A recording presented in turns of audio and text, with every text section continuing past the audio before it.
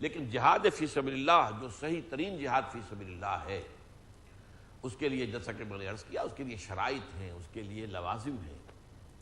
پہلے ایمان، صحیح ایمان دلوں میں راسخ کیا جائے، اور اس کا ثبوت کیا ہوگا؟ شریعت پر عمل۔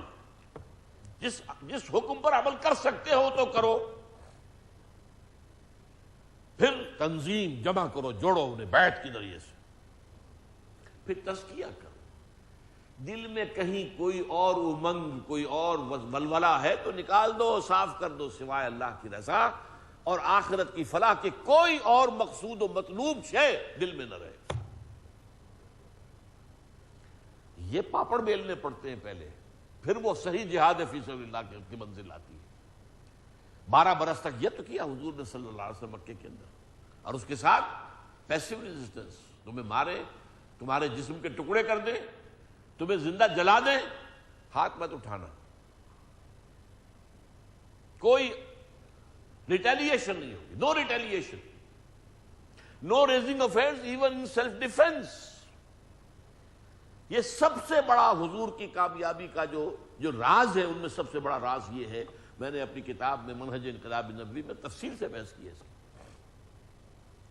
حضرت سمیہ اور حضرت یاسر حضور کی نگاہوں کے سامنے ذبح کیے گئے، شہید کیے گئے۔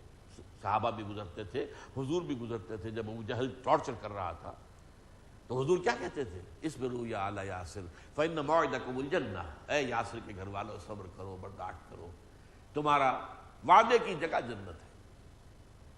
ورنہ یہ کہ مسلمانوں سے کہتے کر دو ٹکڑے اس کے، بدبخت کے، ابو جہل کے، وہ سارے کے سارے توڑ کے پھوڑ کے رکھ دو یہ بت جو رکھے ہیں کعبے کے اندر، نہیں، اسی کعبے کا طواف کرتے رہے 12 برس۔ غور کیجئے، وہی کے آغاز سے پہلے بھی تو حضور طواف کرتے ہوں گے، طواف تو چلا آ رہا تھا حضرت ابراہیم کے زمانے سے، اسی گھر کا جس میں بت رکھے تھے، اور پھر آغاز وحی کے بعد سے بھی پورے مکی دور میں 12 برس اسی کعبے کا طواف کیا، اسی صحن کعبہ میں کھڑے ہو کر نماز پڑھی، جہاں دائیں بھی بت، بائیں بھی بت، سامنے بھی بت، پیچھے بھی بت، بت ہی بت۔ یہ ہے منہج انقلاب۔ اس منہج پر نہیں چلیں گے، جذبہ ہے اور سچا جذبہ ہے، خلوص ہے اور پورا خلوص ہے، لیکن جذبہ اور خلوص سے بات نہیں بنے گی، طریقہ کار محمد الرسول اللہ صلی اللہ علیہ وسلم کا ہونا چاہیے۔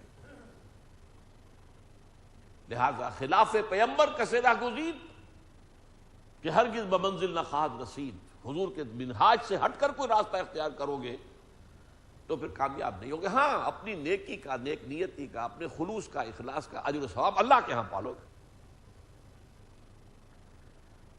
اب یہ جہاد اور قتال جو ہے، اس کے بارے میں آپ کو معلوم ہے، یہ بات تو آج کی نہیں ہے۔ گلیڈ سٹون ہوتا تھا ایک بہت بڑا لیڈر، برطانیہ کا وزیر اعظم تھا، اس نے پارلیمنٹ ہاؤس میں، برٹش پارلیمنٹ میں قرآن مجید کا نسخہ یوں لہرایا اور کہا جب تک یہ کتاب دنیا میں موجود ہے امن قائم نہیں ہو سکتا۔